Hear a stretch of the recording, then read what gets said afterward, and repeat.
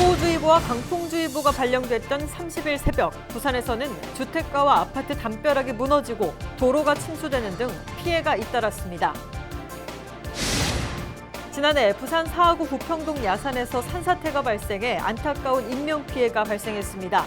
해마다 이맘때면 집중호우 등으로 발생하는 산사태 힌트를 얻기 위해 국립재난안전연구원이 실험을 진행했습니다. 코로나19로 침체된 경제를 위해 대한민국 동행세일, 덕분에 감사세일 등이 진행되고 있습니다. 착한 판매와 소비가 지역 경제에 선순환을 가져올 수 있을지 주목됩니다. 해운대구와 금정구 두 개 지자체에 걸쳐 있었던 대우 금사아파트가 주민 의견 수렴과 행정적 절차를 거쳐 드디어 해운대구로 편입됐습니다. 시청자 여러분 안녕하십니까? 헬로티비 뉴스 부산입니다. 장마 기간 동안 집중호우나 강풍으로 피해를 보는 일 없도록 각별히 신경 쓰셔야겠습니다. 호우주의보와 강풍주의보가 내려졌던 29일 밤부터 30일 새벽 사이 부산에서는 주택가와 아파트 담벼락이 무너지고 4차선 도로가 침수되는 등 피해가 잇따랐습니다. 안수민 기자가 보도합니다. 주택가에 부서진 콘크리트와 돌멩이가 나뒹굽니다. 계단식으로 층층이 집이 지어진 산복도로. 무너져 내린 담벼락은 그대로 아랫집을 덮쳤습니다.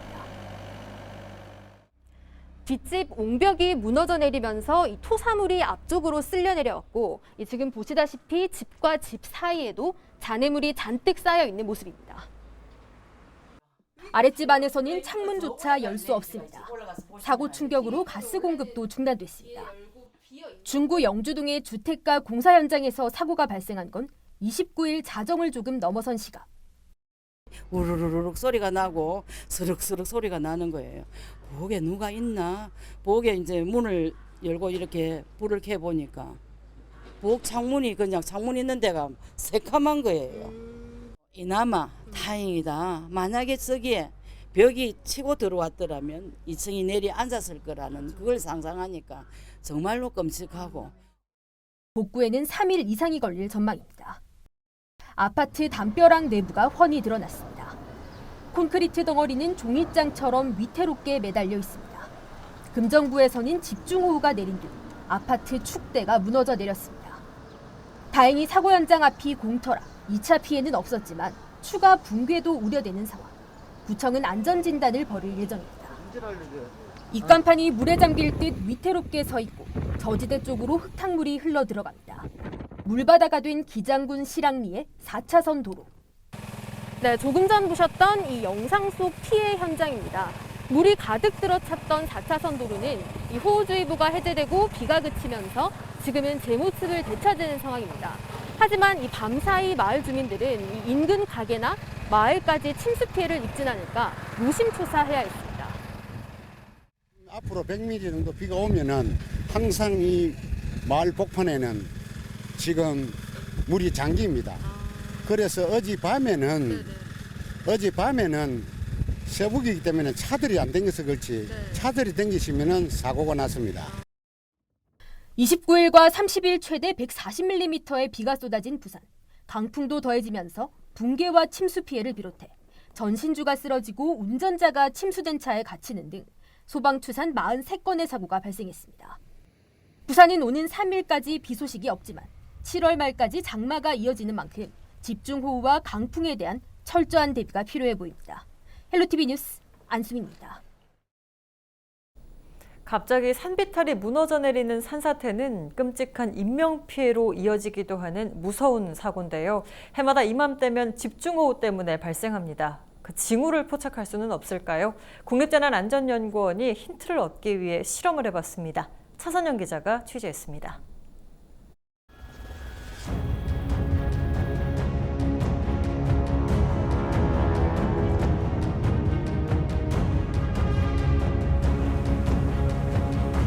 엄청난 양의 흙더미가 인근 주택과 식당을 덮쳤습니다.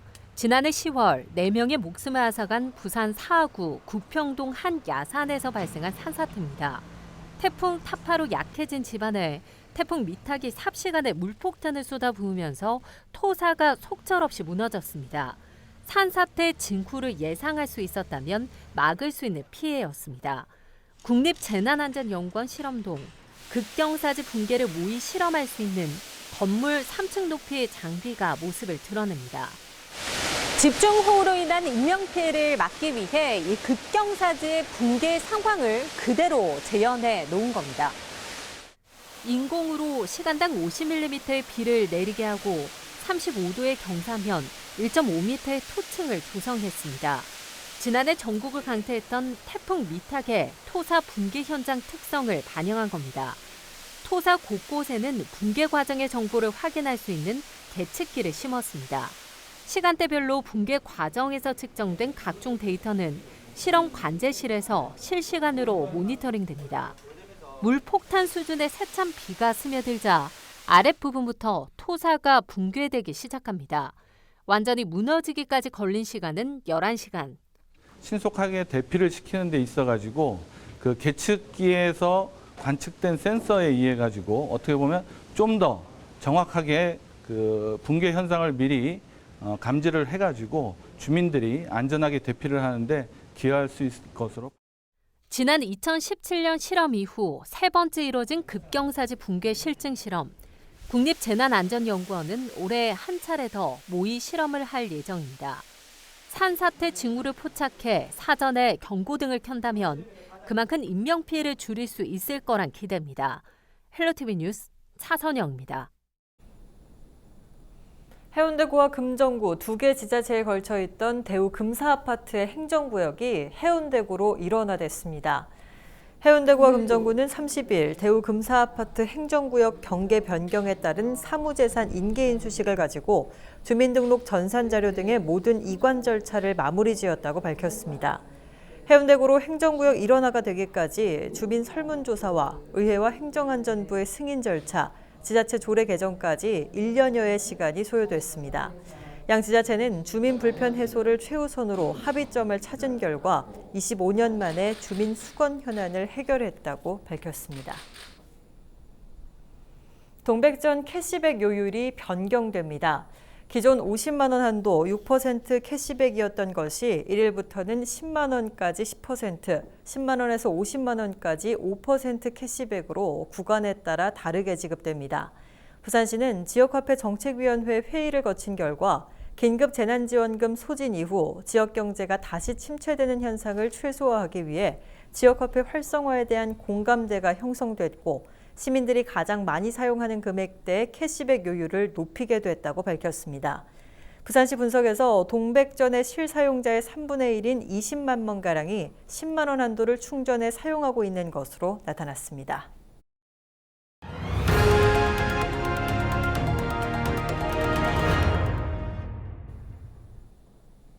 지역경제 활성화를 위해 해운대에서는 덕분에 감사 세일을 진행하고 있습니다. 이와 함께 중기부 주최로 대한민국 동행 세일까지 진행되며 부산 전역에서 할인 행사가 펼쳐지고 있는데요. 착한 판매의 장, 착한 소비로 경제를 함께 살려보는 건 어떨까요? 김현정 기자가 보도합니다. 5인분 이상 고기 주문 시 찌개 서비스, 9번째 주문 순서 손님에게 만두 서비스 등 후한 인심이 가득한 곳은 해운대구 구남로 식당가입니다.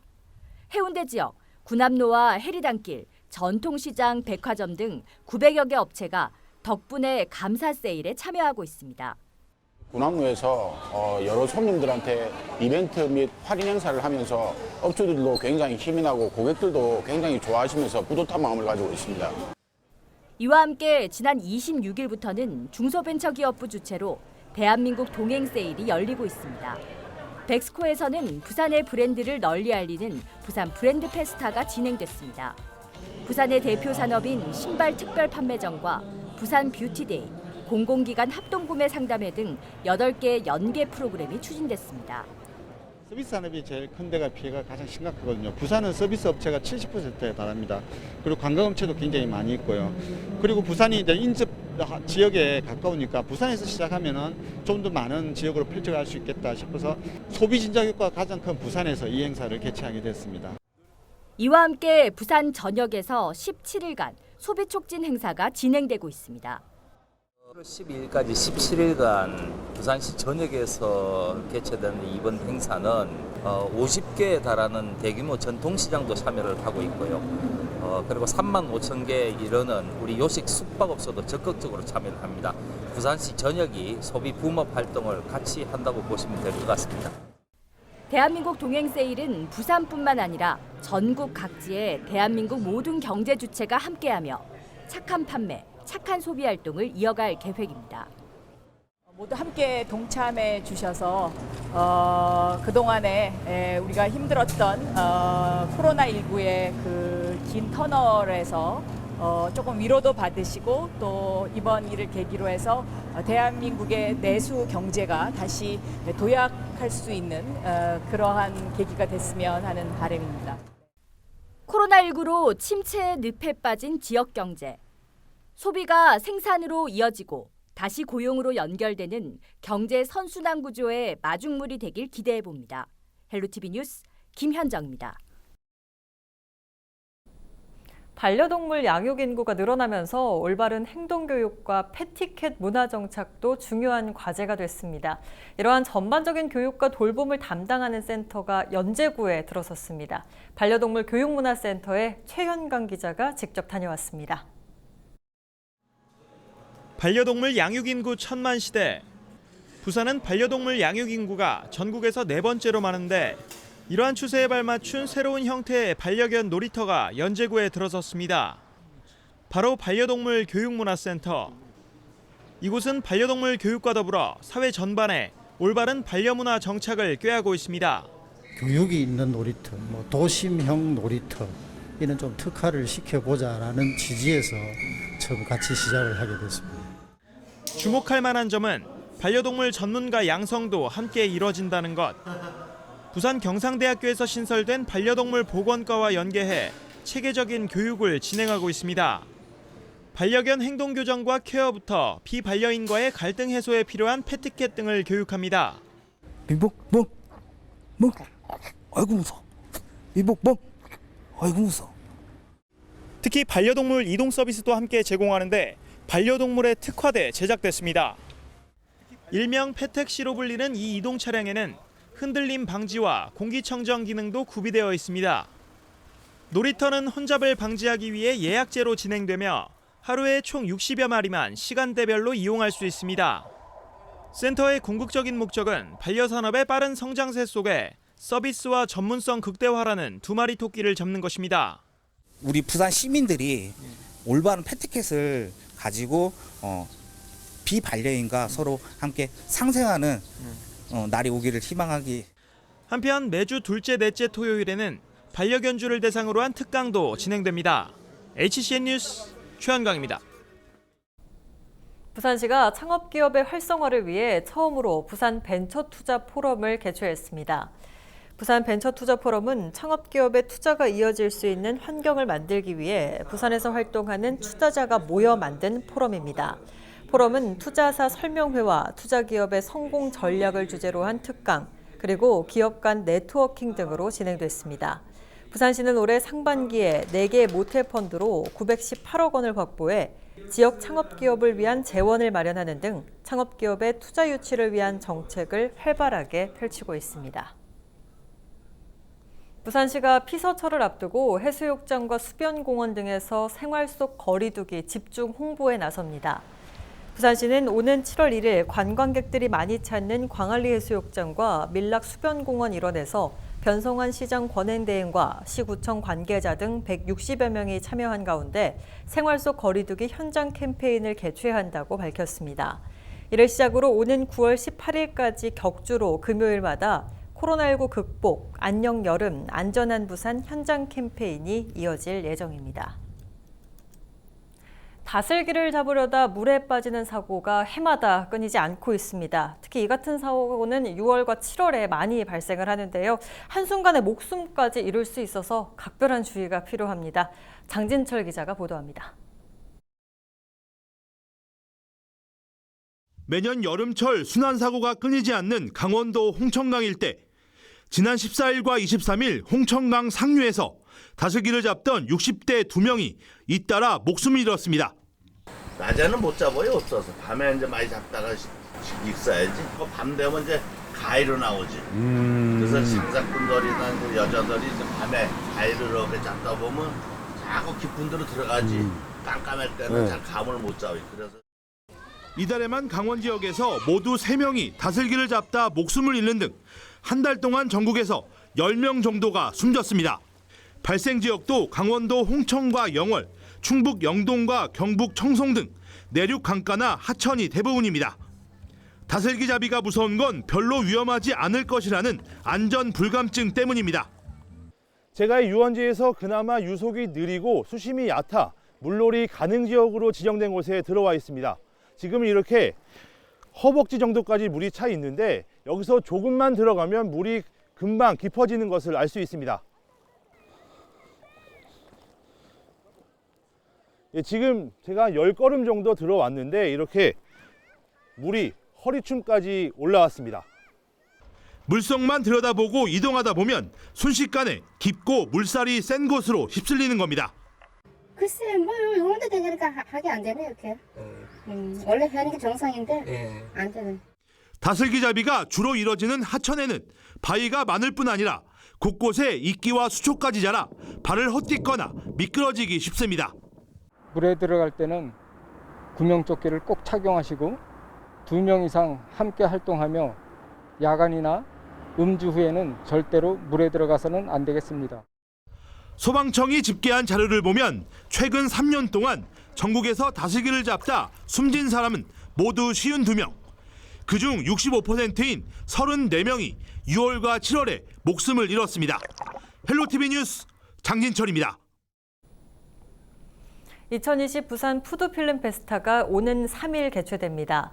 개막식은 3일 저녁 영화의 전당 야외극장에서 진행되며 사회적 거리 두기를 위해 입장객은 선착순 1,000명으로 제한됩니다. 올해 주제는 치유의 음식으로 7월 5일까지 사흘간 음식을 테마로 제작된 영화와 다큐멘터리 등 11편이 소개될 예정입니다.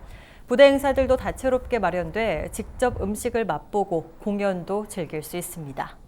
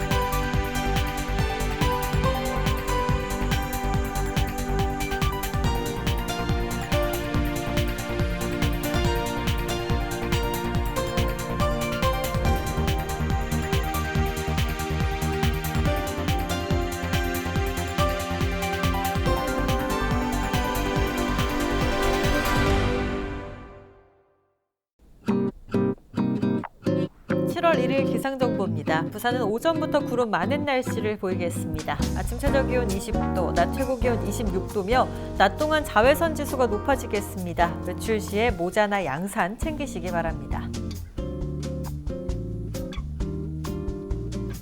전국 날씨입니다. 강원 영동과 경북 동해안은 아침까지 흐리고 비가 내리겠으며 서울과 경기도, 강원 영서, 충청 북부는 새벽부터 아침까지 흐리고 비가 오는 곳이 있겠습니다. 바다 날씨입니다. 동해남부는 흐리고 비가 내리겠으며 물결은 최대 5m까지 높게 일겠으니 항해나 조업하는 선박 참고하셔야겠고요. 남해 동부 해상 맑은 날씨 보이는 가운데 물결은 1.5m까지 일겠습니다. 주간 날씨입니다. 부산은 구름 많이 끼는 날씨가 이어지다 일요일 오후에 곳에 따라 흐리고 비가 오는 곳이 있겠습니다. 정체전선의 위치에 따라 강수 시점과 지역이 변경될 가능성이 높다는 점 참고하시기 바랍니다.